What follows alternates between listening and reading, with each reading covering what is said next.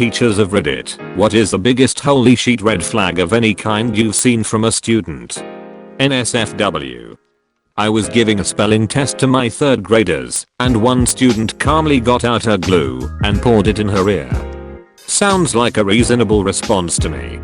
I'm sure she just wanted to block out noise in order to focus on the test. Especially in a spelling test those are tough. I remember having lots of trouble with those as a kid. I've answered once here, but I had managed to push this other student out of my brain. Let's call him Brian. Brian was a 6th grader. Brian was, on first glance, a classic case of look at me disease. He constantly needed to be the center of attention. He needed to be liked, but he was also very sensitive. He had been in my class for about 2 weeks when he first broke down crying during a lesson. I pulled him aside to talk privately and asked him what was the matter. "Mr. Bones, these other kids just don't understand. I'm not trying to be annoying. I've had a hard life. And this just make fun of me without knowing what I've been through." He said all of this through big wet tears. I really felt for the kid and tried to make him feel better. He continued, "When I was in 1st grade, I saw my younger sister get shot in a drive-by. It happened right in front of me. It was so awful."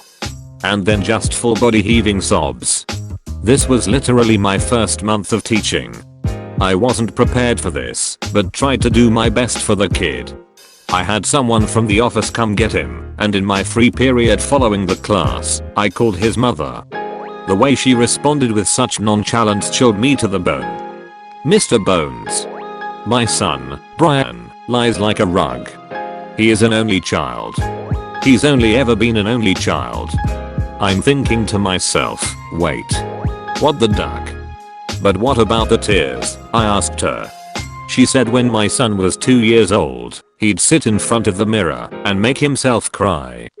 He'd practice it over and over, and I would tell him to stop it because he was scaring me.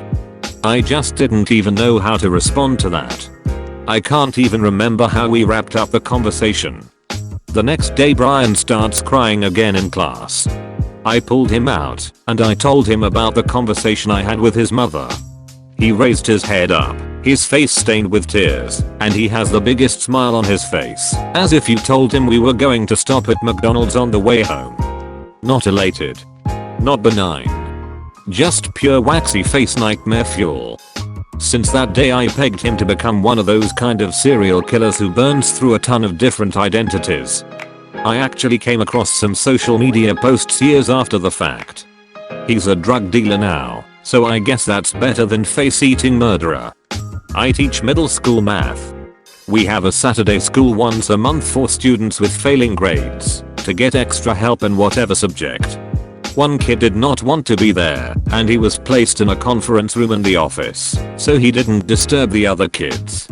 So this kid pulled out a tooth. An adult tooth. He pulled it out of his face. It was terrible. This was a long time ago. I'm not a teacher, but was doing a co-op placement as an educational assistant when studying sociology. We are talking like 15 years ago, give or take. Had a student in the class, with behavioral problems mind you, walk up to another teacher, who was pregnant, and proceed to tell her he was going to cut the fetus out of her. Nobody really knew how to react, and the tone in his voice / look in his eyes was up there with the most evil shit I've seen up till that point in my life.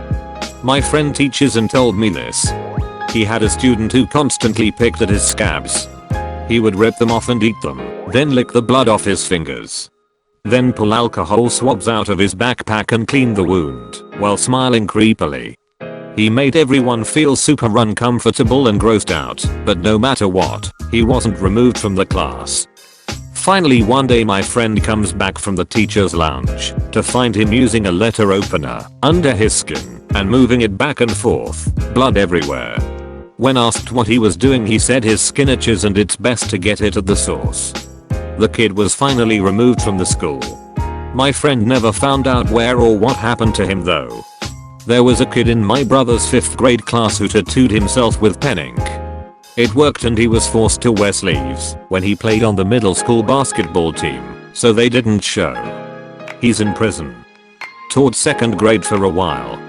Had a female student who always wanted to peek down people's pants to see what color underwear they were wearing. Had a few serious talks with her and her mum, and she eventually stopped doing it. Turns out that she was being sexually abused at home, and her father and uncle used to do that to her all the time. Another teacher of hers in 4th grade picked up on it and reported it. To this day, I hate myself for not picking up on that and dismissing it as a weird kid. I remember a kid in 5th grade that would cheat in his pants, reach down there, pull some out, roll up little dicky balls and throw it at the other kids, all the while laughing like he was having the time of his life. That's gotta be some kind of red flag. My friend runs a swim club for kids. She once got a complaint from some mothers that one 8-year-old boy was performing fellatio on some 6-year-old boys in the changing room. The kid wasn't allowed to come back, and it turns out that his grandfather molested him. That's where he learned the whole thing. This happened to me in kindergarten.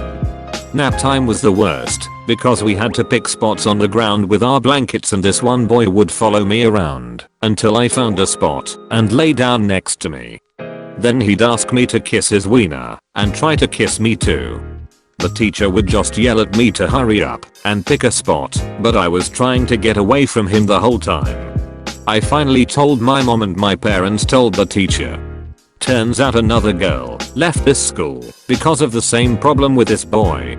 The school basically told us there's nothing they could do and that my parents could send me to a new school if they wanted. And that's the story of how I started going to private school. Don't know what happened to that kid, but looking back it's clear something wasn't right at home for him to know that stuff and act on it. I subbed for this 6th grade teacher a lot.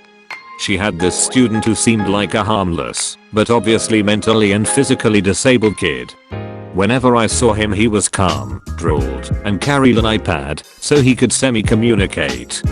He didn't seem 100% there at any given time, but like I said, he seemed harmless. Halfway through the school year, the teacher I subbed for decided that I should probably know to steer clear of this kid if he gets any sort of mood other than calm. Like if he is upset that it's cloudy, I can't talk to him. He also had an adult that followed him everywhere. I assumed this guy was a para, people that help IEP kids, but no, he was a legit handler for this kid. Took me a while to dig this kid's backstory up, but apparently this kid has to be drugged to high heaven to just be at school, hence the drooling and super passive behavior 99% of the time. Apparently he is ultra crazy aggressive, and if he gets into any bad mood it means his drugs are wearing off and he's a ticking time bomb. His meltdowns cause school lockdowns because of how violent he is towards himself and others. There is a literal designed plan for this kid if he snaps, hence the handler. I feel bad for the kid because of his drugged out life and the fact that he probably has some incurable rage issue or brain problem. But sweet Jesus, the kid terrifies me now that I know. This year I had a female student, middle school, who had cut her arm so many times you couldn't really see the skin, just a bunch of bloody scabby cuts. She hid it well at school as it was winter and the students were all wearing sweaters. We only found out because one of her friends started crying and told me I needed to talk to her immediately. Mom taught for 30+ years, about 10 of them were in a self-contained classroom. So, if kids didn't succeed in the self-contained unit, they were expelled entirely, so worst of the worst. She loved the kids, and over that time, had only to that truly frightened her. The common thread was they had no effect whatsoever. They were never happy, never sad, never jealous, never vengeful. It was just nothing. At least the kids who were angry, frustrated, apathetic, silly, etc. were feeling something. Of those 2 kids, one is now in jail for a long time. She doesn't know what became of the other one. Used to have a kid in my class that enjoyed hurting others. Laughing right after throwing something at a student and laughing harder at them being affected by said action. I was in charge of an after-school program for junior high and high school students, 13 to 18 years old. One time I was waiting for a 13-year-old girl to get picked up with her friend, and this is the conversation I hear from across the room while they were messing with the whiteboard. Girl 1 draws swastika. Girl 2, you can't do that, that's bad. Girl 1, why? Girl 2, I don't know, I just know bad. Girl 1, it's okay, my dad has it tattooed on his chest. Me,